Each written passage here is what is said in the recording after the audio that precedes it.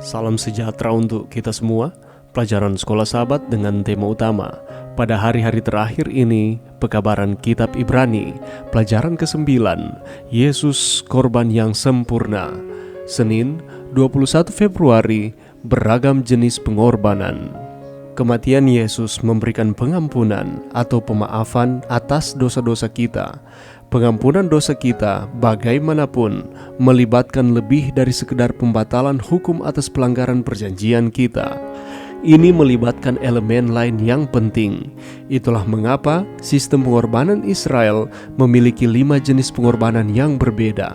Masing-masing perlu untuk mengungkapkan kekayaan makna salib Kristus. Bacalah Efesus 3 ayat 14-19. Apa permintaan doa Paulus atas nama orang percaya? Korban bakaran atau persembahan bakaran mengharuskan seluruh hewan dikonsumsi di atas mezbah. Kita boleh baca itu di dalam Imamat pasal 1. Itu mewakili Yesus yang hidupnya dikonsumsi untuk kita. Penghapusan menuntut komitmen total Yesus kepada kita. Meskipun dia setara dengan Allah, Yesus mengosongkan dirinya sendiri dan mengambil rupa seorang hamba. Korban sajian merupakan pemberian syukur atas penyediaan makanan dari Tuhan bagi umatnya. Itu juga melambangkan Yesus, roti hidup, yang melaluinya kita memiliki hidup yang kekal. Korban keselamatan menyiratkan makan bersama dengan teman dan keluarga untuk merayakan kesejahteraan yang disediakan oleh Tuhan. Itu melambangkan Kristus yang pengorbanannya memberikan kedamaian bagi kita. Itu juga menekankan bahwa kita perlu berpartisipasi dalam pengorbanan Yesus dengan makan dagingnya dan minum darahnya. Korban penghapus dosa menyediakan penebusan dosa. Pengorbanan ini menekankan peran darah hewan yang mewakili kehidupannya untuk menyediakan penebusan dari dosa dan menunjuk pada darah Yesus yang menebus kita dari dosa-dosa kita. Korban penebus salah memberikan pengampunan dalam kasus-kasus di mana perbaikan atau pemulihan adalah mungkin. Ini memberitahu kita bahwa pengampunan Tuhan tidak membebaskan kita dari tanggung jawab untuk mengadakan perbaikan atau pemulihan jika memungkinkan kepada mereka yang telah kita lakukan kesalahan. Korban-korban bait suci mengajarkan kita bahwa pengalaman keselamatan lebih dari sekedar menerima Yesus sebagai pengganti kita. Kita juga perlu mendapat makanan darinya, berbagai manfaatnya dengan orang lain, dan mengadakan pemulihan kepada mereka yang telah kita lakukan kesalahan. Pelajaran yang bisa kita dapatkan pada saat ini, kalau kita membaca di dalam kitab Imamat, di sana diinformasikan bahwa sistem pengorbanan Israel memiliki 5 jenis pengorbanan yang berbeda-beda, dan semuanya itu merujuk kepada pengorbanan Yesus di kayu salib. Kita tahu bersama bahwa kematian Yesus di kayu salib memberikan pengampunan kepada kita atas dosa-dosa yang kita lakukan.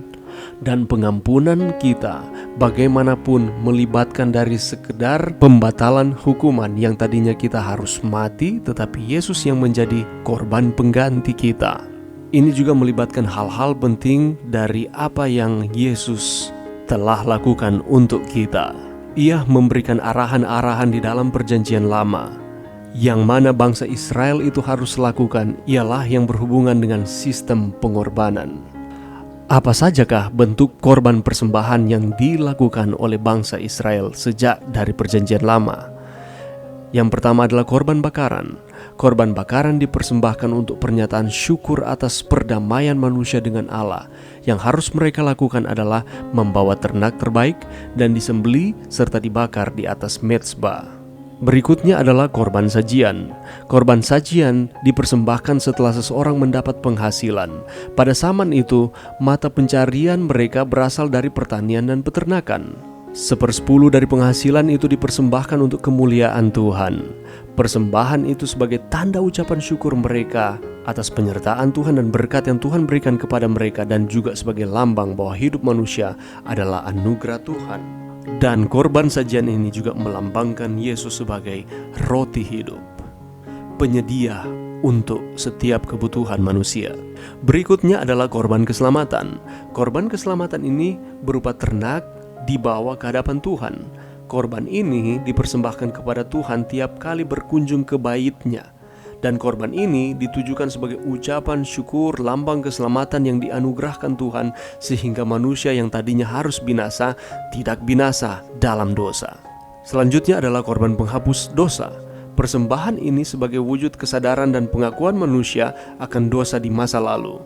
Dan korban ini berupa lembu jantan muda yang disembelih lalu dibakar di atas mezbah, dipersembahkan hanya bagian-bagian yang dianggap paling harum, sedangkan seluruh bagian lain harus dibakar di luar kemah pertemuan, karena kemah pertemuan tidaklah boleh tercemar. Ini melambangkan Yesus yang menyediakan pengampunan dosa dan memberikan keselamatan kepada kita.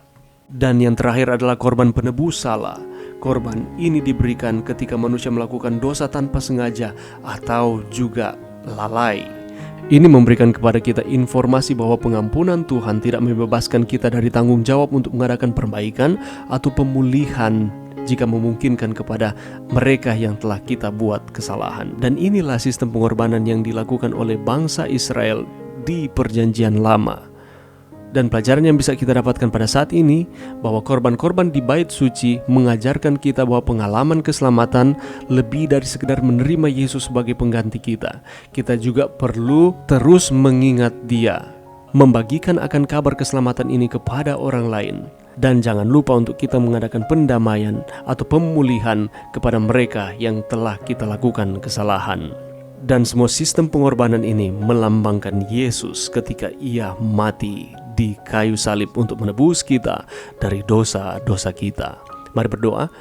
Terima kasih Tuhan atas firman-Mu pada saat ini. Terima kasih karena Engkau baik sejak dari Perjanjian Lama maupun kegenapannya ketika Yesus mati di kayu salib untuk menebus kami semua dari setiap kesalahan kami. Ini doa kami di dalam nama Yesus. Amin.